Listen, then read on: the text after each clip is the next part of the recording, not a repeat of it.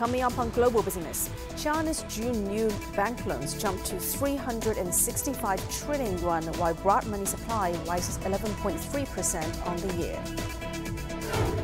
China's small and medium-sized enterprises resumed growth in June, with SME Development Index touching 89 after a 3-month decline.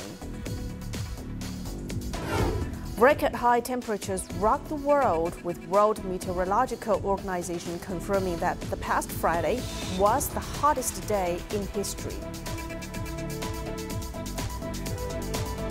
From CGTN headquarters in Beijing, this is Global Business. I'm Lily Lu. Chinese President Xi Jinping has stressed that building a new system for higher-level open economy is a strategic measure to promote reform and development. Xi Jinping said this while presiding over the second meeting of the Central Committee for Deepening Overall Reform on Tuesday. President Xi stressed to build a new development pattern with an emphasis on institutional opening up and to deepen institutional reforms in areas like investment, trade, finance, and innovation.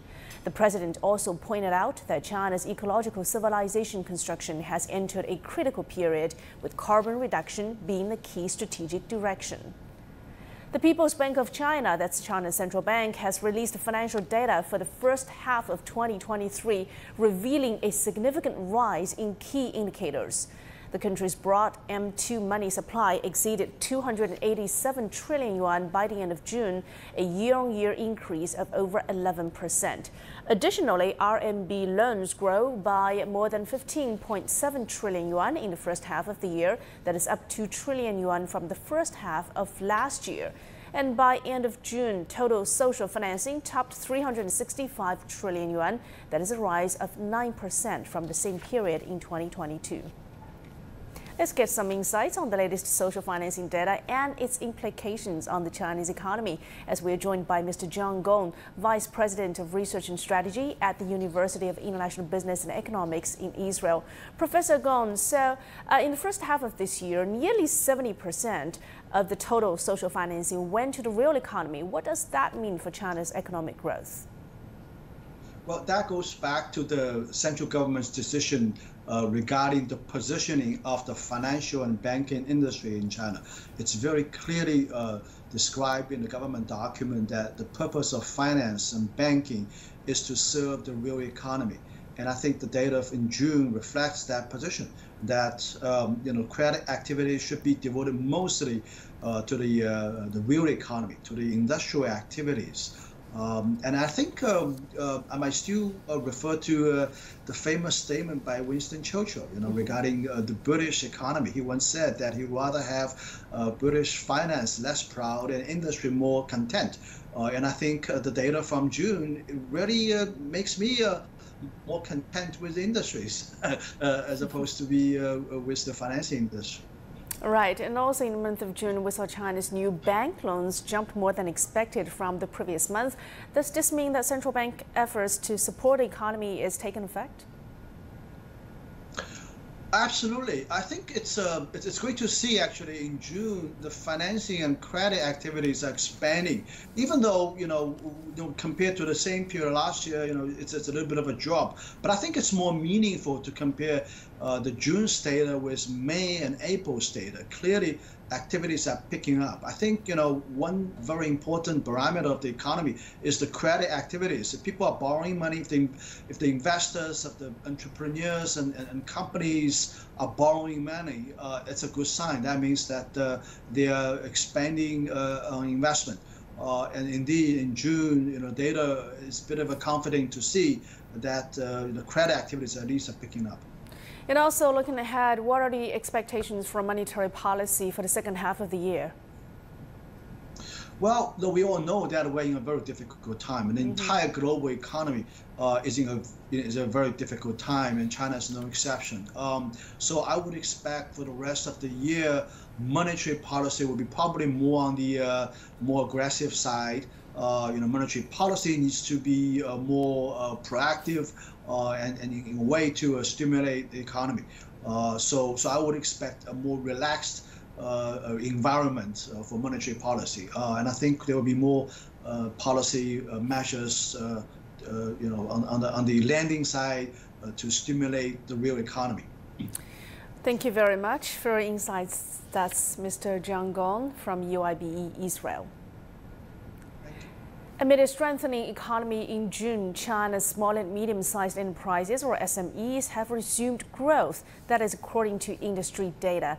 The SME Development Index rose by 0.2 points from May to reach 89.1 in June, breaking a 3-month decline trend. But the head of the China Association of Small and Medium-Sized Enterprises highlighted that this growth demonstrates the resilience of China's SMEs in the face of global uncertainties. However, the association also acknowledged that SMEs continue to face challenges such as high corporate costs and rising financial constraints. Small and medium-sized enterprises play a significant role in propelling economic growth and fostering innovation. A recent industry survey indicates that SMEs in China are making considerable strides in their transformation and upgrading efforts, thanks to continuous government support. Let's take a closer look now at the progress made by China's SMEs. The China Association of Small and Medium Enterprises reports that the China Central Bank and financial regulators have introduced a range of financial policies that are helping to further boost growth and transformation in the SME sector. These policies have provided significant impetus for SMEs in China to expand and innovate. Over 2,700 policy-funded projects have commenced operation in China, spanning key sectors such as transportation, water conservancy, and energy. These projects are creating fresh prospects for SMEs in the industrial value chain, with financial support policies playing a vital role in revitalizing China's manufacturing sector. The transformation of SMEs is highly dependent on policy support. According to Xie, he said new technologies and business models have become important drivers of growth for private enterprises, which have been continually optimizing their structures throughout this year. The government has also implemented a range of special measures to bolster the growth of small and medium-sized technology enterprises, in addition to offering innovative financial services. These measures are designed to accelerate innovation and bring about more significant advancements in technology, with the aim of further strengthening the SME sector. China's pro-growth measures are helping boost the confidence of SMEs in the country's business environment. Thanks to the financial policies and special measures, SMEs in various industries, especially small and medium-sized technology firms, are better positioned to navigate the evolving business landscape and leverage emerging opportunities. Li Xiaoyao, CGTN. China's Ministry of Science and Technology reiterated the importance of private companies' contributions to technological and innovation development at a meeting on Tuesday. The government has vowed to assist private entrepreneurs in comprehending the level of support available to them and boost their confidence in order to further empower private enterprises. Notably, 6 companies, including Xiaomi and Alibaba Cloud, were in attendance at the meeting. Many migrant workers in China who once worked in cities have returned to their rural hometowns and are now focused on creating small businesses to boost local incomes. One such entrepreneur is Zhao Yilin, who resides in Xunwu County, Jiangxi Province. Our reporter Zhu Zhu caught up with him to learn more about this journey. 赵总你好，非常感谢您带我们参观。So we are now visiting Zhao Yilin's factory for producing pickled Chinese cabbage. Take a look. Zhao Yilin is a native of Xunwu County, Jiangxi Province. 2 decades back, he moved to Guangdong Province and started working in the cold chain logistics industry. In 2018, he decided to return to his hometown in Nanlong Village to start his business and help create employment opportunities for local people. We have pioneered a fermentation process that incorporates the latest lactic acid, bacteria fermentation technologies, and avoids use of any harmful nitrites in the pickling process. Use of this unique technology has made the pickled Chinese cabbage produced here a much sought-after product in many well-known chain restaurants, such as China's leading catering company Haidilao Hotpot and Tanyu. The surging demand has also helped create many jobs for local people. We have created over 300 jobs at our factory. Employees can earn a basic salary of over 3,000 yuan, while management personnel can earn a basic salary of 5,000 to 6,000 yuan. In the 7 villages near us, most of the people who come out to find jobs work here. Many people who go out to big cities to work have returned, such as Zhao Yi. Zhao's 3 family members also work for our company. I used to work in Shenzhen City. My salary wasn't high. Later, I came back home. Now I can take better care of my children and mother. Many of my classmates have returned as well. I can earn more than what I was getting in Shenzhen now. My wife and mom also work here. So after these products are packaged, because this place is very close to Guangdong province, so they can be transported to those areas like Shenzhen or Guangzhou, these big cities, very conveniently, costing only about 4 to 5 hours. Thanks to geographical advantage, the company has cooperated with many restaurants in Guangdong province. Zhao Yilin said he plans to double the company's production capacity this year, providing even more job opportunities for nearby villagers. Zhu Zhu, CGTN, Xunwu County in Jiangxi Province.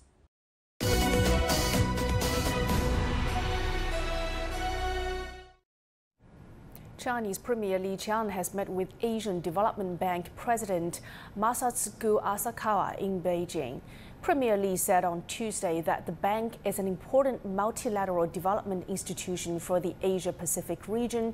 China is willing to work with all parties, including ADB, to deepen cooperation and jointly make greater contributions to sustainable recovery, prosperity, and stability in Asia-Pacific, and inject more impetus into world economic development. Li hopes that ADB will continue to support and participate in China's reform and opening up process, focusing on key areas such as environmental protection and green and low carbon development. ADB's president said that the bank has established a strong and close partnership with China and it supports China's high-quality development. He added that ADB is willing to strengthen cooperation with China in key areas such as knowledge creation and green development.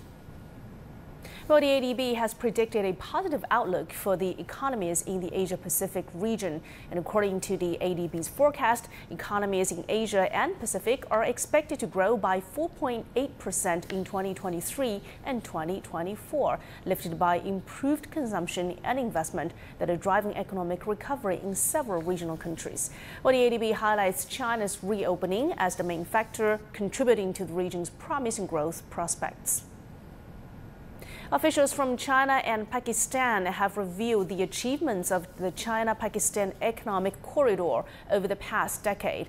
At a meeting in Beijing of the two countries' Special Joint Cooperation Committee, they also look to future opportunities. CGTN's Gao Wang has more. Promoting the high-quality development of the China-Pakistan Economic Corridor, or CPEC, as it marks its 10th anniversary. Officials from China and Pakistan joined to discuss key achievements, major projects, and future plans of the CPEC.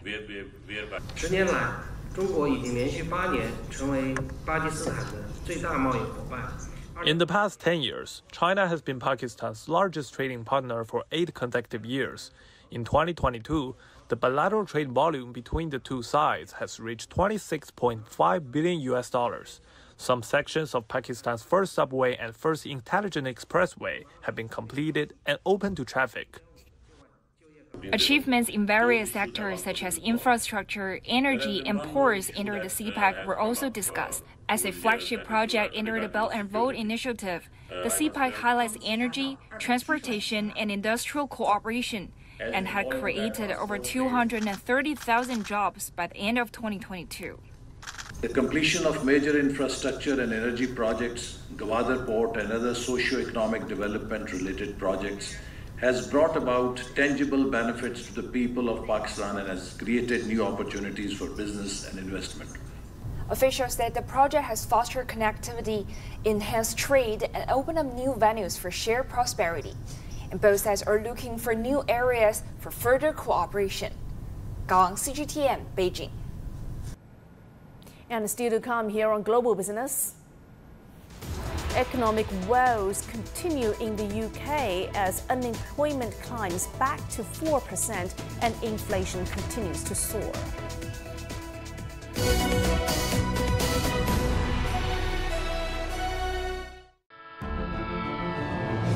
From the 1,035-kilometer railway linking China to Laos, facilitating connectivity and boosting economic growth in the landlocked Southeast Asian country, to the joint China-Saudi Arabia photovoltaic project to harness renewable energy in the oil-dependent kingdom. The Belt and Road Initiative has come a long way since it was first proposed in 2013, complementing the development strategies of partner countries and building on their existing strength. The Belt and Road Initiative, linking the world in the pursuit of common prosperity for humanity.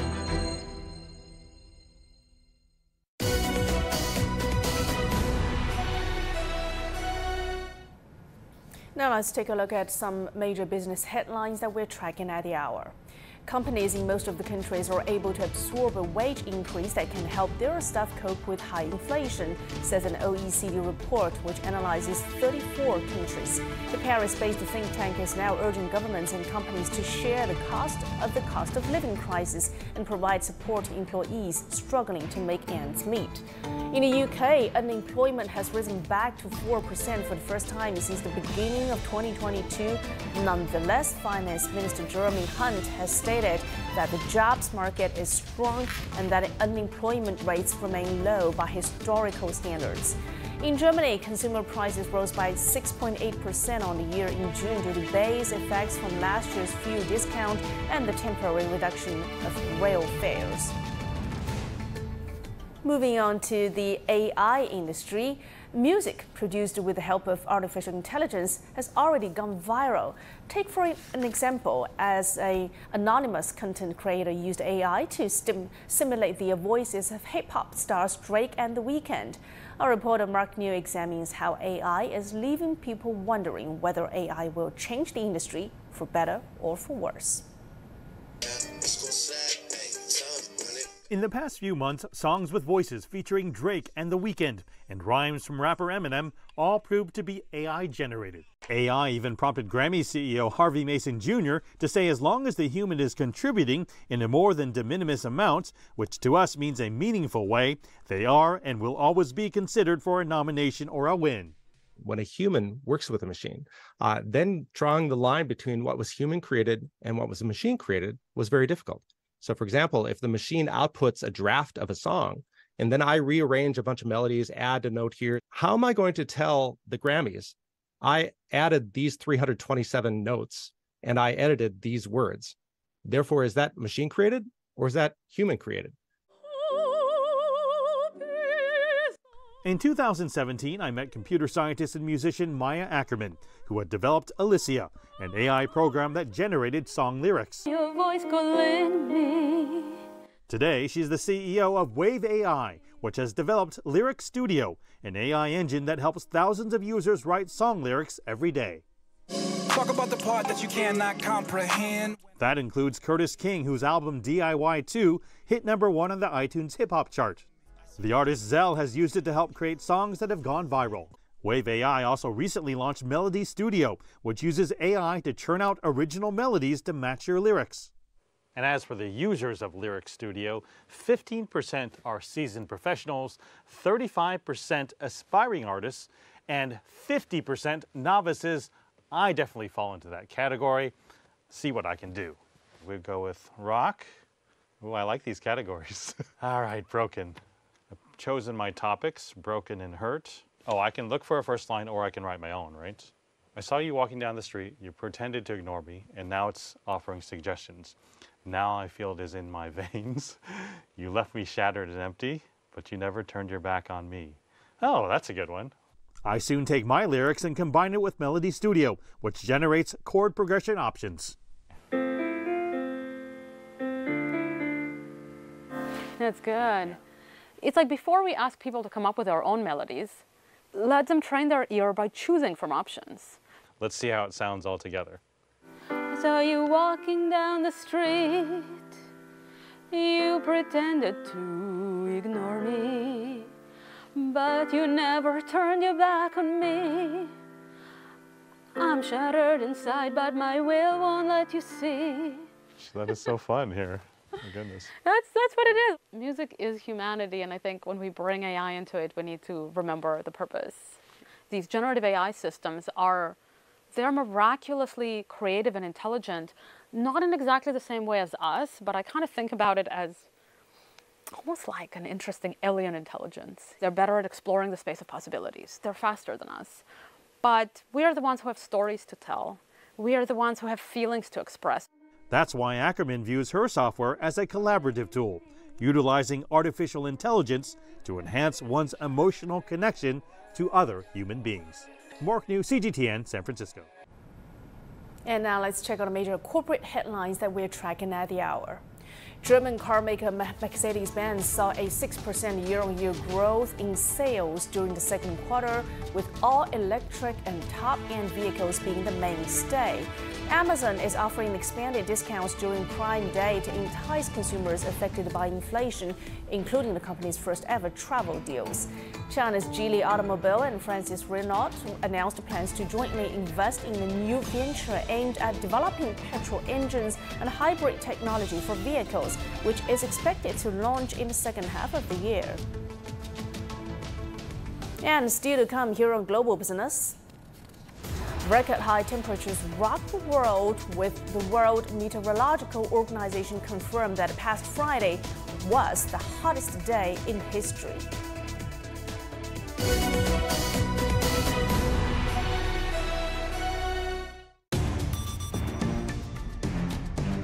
.360-degree profiles of industry movers and shakers, tech mavericks, and policymakers. We drill down on their success. We ask how they set strategy and how they navigate in an increasingly competitive market. Real talk, real business. Join the conversation.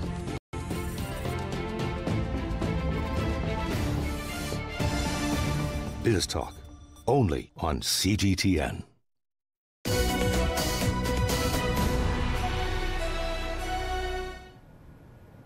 Welcome back. Our planet has just experienced its hottest week ever at the beginning of July. That is according to the World Meteorological Organization. The global average temperature rose to 17.24 degrees Celsius, breaking the previous record by 0.3 degrees Celsius on Friday. Well, the heat wave affected Beijing as well, with the city experiencing 23 high-temperature days thus far. In response, the capital city issued its highest level of warning, a red alert, last Thursday. And this is the second time the city has issued a red alert this summer.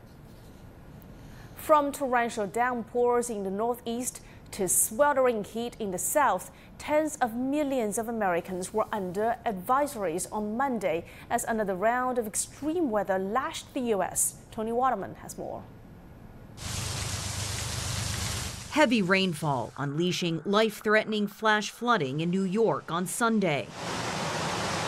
The National Weather Service says up to 8 inches fell in parts of the Hudson Valley. This waterway in Highland Falls transformed into a raging river. While in other parts of Orange County, New York, roads, cars, and homes, look at the people's doors, disappeared underwater. Throughout the county, we have flooding situations and emergency calls. If you do not need to be on the road, stay off the road. Officials say at least one woman was killed after being swept away in rapid floodwaters, and several more are missing after a house was swept downstream. Governor Kathy Hochul declaring a state of emergency as New York braces for another round of heavy rainfall on Monday. The same storm also pounded parts of Pennsylvania, cars trapped and abandoned on the highway. More rain is expected across the Northeast on Monday, with flood alerts issued for parts of New York, Vermont, Massachusetts, and Maine. But here in the South, people are bracing for a different kind of extreme weather. Temperatures are once again climbing and could hit record-breaking highs. Ice cold water. More than 30 million people are under some kind of heat alert across the U.S. The National Weather Service warning that parts of Arizona could hit 120 degrees Fahrenheit or 49 Celsius this week, while the city of El Paso, Texas, hit its 24th consecutive day of triple-digit temperatures on Sunday, a record meteorologists expect to be broken repeatedly in the coming 2 weeks, creating potentially life-threatening illness. You start having confusion, delirium, as we call it, as well as loss of consciousness and more severe brain injury as a result of the effects of heat. Heat waves in the south, flash floods in the north, and America's record-breaking summer isn't even half over yet. Tony Waterman, CGTN, Austin, Texas. As the heat wave continues to scorch the globe, some of the smallest residents at the zoo are getting creative to beat the heat. Check out how these little guys are keeping cool amidst the blazing temperatures.